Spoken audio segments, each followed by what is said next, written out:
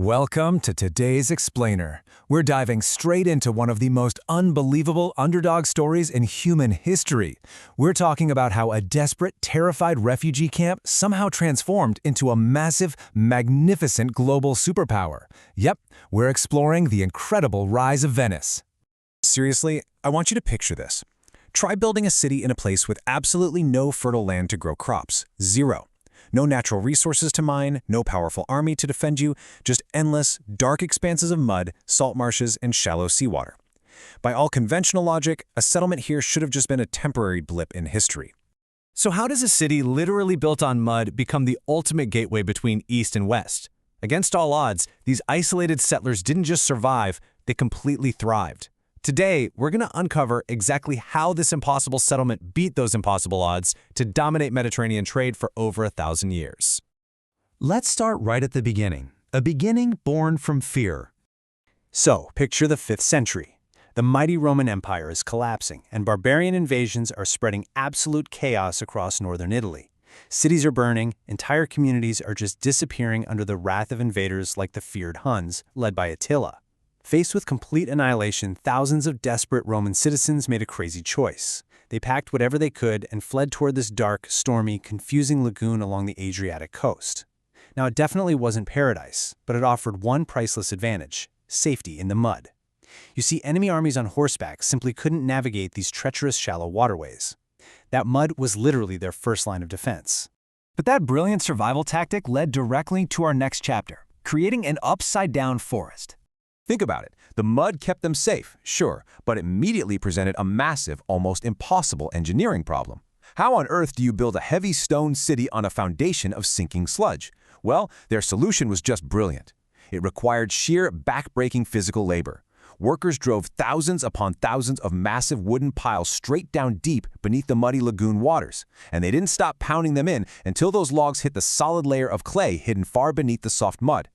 By following these exact steps, driving the timber down, creating a dense, interlocking foundation, and then building on top of it, they created this incredibly strong base.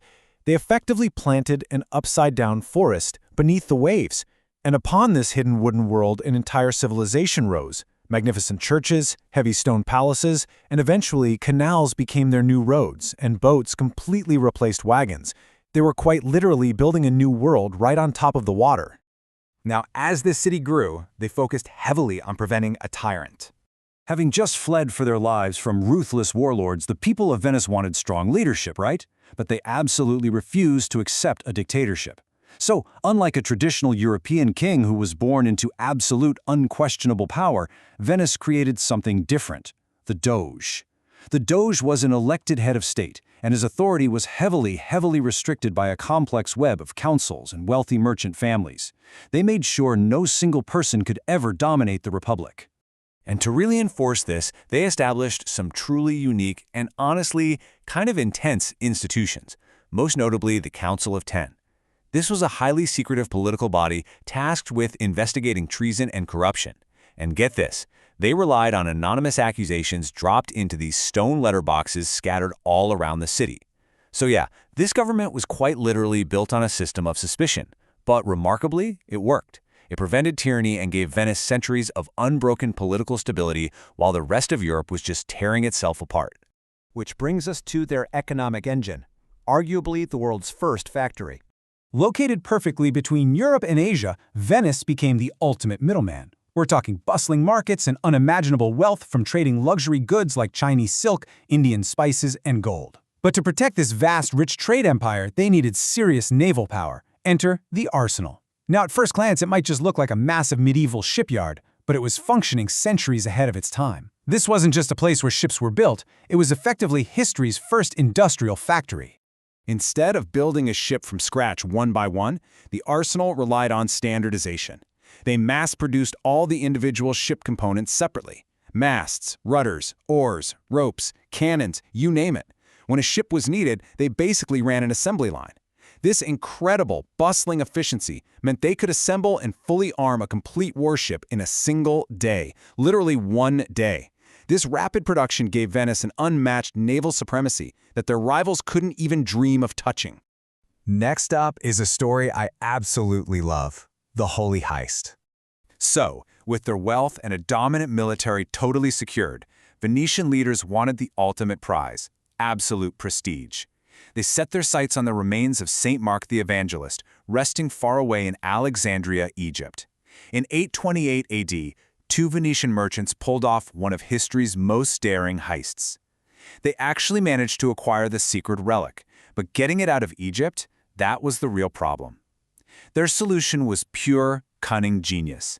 They smuggled the saint's body by hiding it beneath thick layers of pork meat. When the Egyptian customs officials, who were forbidden to touch pork, came to inspect the cargo, they recoiled in absolute disgust and just waved the whole shipment through. Oh, the celebrations when that relic safely arrived in Venice were completely wild. They constructed the magnificent, jaw-dropping Basilica of St. Mark to house the remains, forever altering the Venetian skyline. And from that moment on, the winged lion, the traditional symbol of St. Mark, became the official, iconic emblem of the Republic, flying proudly over ships, forts, and colonies across their entire empire. Now we see them truly ruling the seas. At this point, the transformation was complete. Venice had evolved from a terrified, muddy refuge into the supreme maritime empire of the age. And it was a triumph they made sure the world never, ever forgot, celebrating it every single year with an epic, grand procession known as the Marriage to the Sea. Picture this, the Doge, dressed in these incredibly ornate golden robes, standing on a magnificent golden state barge. He's leading hundreds of glittering boats out to the Adriatic Sea, with church bells ringing and massive crowds cheering. Once out on the water, the Doge would lift a golden ring and declare, "We marry you, O sea, as a sign of true and everlasting dominion." Then he'd cast that golden ring right out into the waves. It was a powerful, totally unmistakable message to the entire world. The sea belonged to Venice, and Venice belonged to the sea. Which leads us perfectly to the legacy of this impossible empire. Built on sinking mud, protected by confusing shallow waters, driven by an insatiable hunger for trade, and strengthened by unmatched industrial innovation, Venice achieved one of the most extraordinary transformations in human history. As we wrap up this explainer, here is the big takeaway I want you to remember. Geography does not determine destiny. The incredible rise of Venice, from a terrified, swampy refugee camp to a magnificent global powerhouse, proves that vision, ingenuity, and sheer grit can truly accomplish the impossible. So I'll leave you with this to ponder. If a desperate group of refugees could build an everlasting empire on sinking mud, what impossible foundations are we capable of building our own futures upon today? Thanks for joining me on this explainer, and keep questioning the impossible.